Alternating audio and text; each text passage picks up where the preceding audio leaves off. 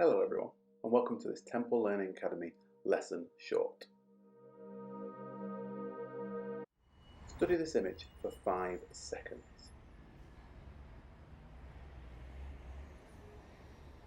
What do you think it is showing? The image is a representation of something called inequality. Inequality is the difference between things some people have which others do not. It is the difference in size of wealth, which is the amount of money we have. It is the difference in opportunity, things we can do, like get a job. And it is a difference in access to services, which are things we can use, like clean running water. There is inequality between countries in the world, which means things are not shared equally across these countries. For example, some countries are wealthy while others are poor, which means there are huge differences between countries. We can classify these countries into a low-income country, such as Nepal, a middle-income country, such as Brazil, or a high-income country, such as the UK. There is often inequality within countries. This means things are not shared fairly between people of the country. For example, some people may have more money than others. Inequality is not just about money. There can also be inequality in the kinds of opportunities and services people have in life. For example, access to clean water, play, education, healthcare, and technology. We often take these things for granted, but many do not have them. In Brazil, the 6 richest men have the same wealth as the poorest 50%. This is about 100 million people. Despite efforts to lift millions out of poverty, Brazil still faces a huge gap between rich and poor. And Brazil is considered one of the most unequal countries in the world. This next video from the BBC in 2014 explains more about Brazil's inequality. There's a stubborn cloud hovering over Brazil's economy these days. What seemed an endless rise has given way to talk of recession. Gravity has struck. But this black sheep of emerging economies has done one thing very well. It's brought people like Ronaldo Mourinho out of poverty. Hello guys, let me help you. Ronaldo got a scholarship to study English in Vancouver. He's about to start university, and he is heading up into Brazil's new expanded middle class. I went to take a degree in international relations, and I really want to work with big events.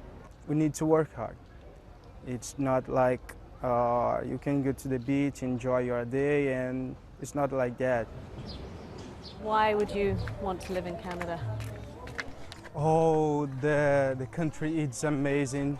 Ronaldo took me back to his home, deep in one of Rio's famous shanty towns. These neighborhoods have been notoriously violent, and they can still explode. This is a long walk every day. Oh yeah, this is. Ronaldo's background is definitely humble, but Brazil is full of contradictions. Poverty today comes with a large flat-screen TV. And Anicio, his father, has seen a lot of change, even here. It's not ideal, obviously, but compared to what we had in the past, not just for my family, but for this whole neighborhood, it's a lot better. Now we have light, we have running water, the streets are paved. From father to son, the fortunes of this family have changed because of a deliberate government policy to reduce inequality. Brazil's success in bringing millions out of poverty is undeniable. But you have to be honest, these favelas are still very poor, especially when you set them against the extraordinary wealth that's to be found just a couple of miles away. Welcome to ritzy Rio and a world of big spenders.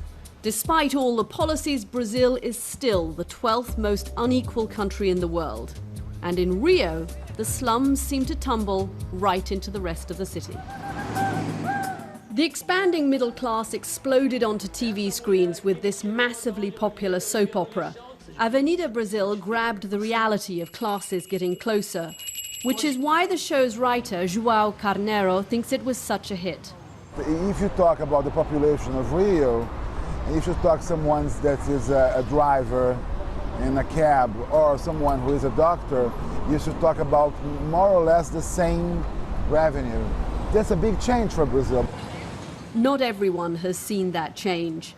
Asinio Marinho will never know his son's dream of a life abroad. He is stuck sweeping streets. As he says, it's good and it's bad. Many organisations across the world, such as Oxfam, are working to reduce inequality. These organisations are trying to even things up and make a fairer planet. Equality means giving everyone what they need to enjoy good, healthy lives. Fairness is about what different people need to enjoy their lives. For example, young children in school may need more playtime, whereas older children may have more responsibility. It is important, therefore, that we all work together to tackle inequality. Thank you for watching.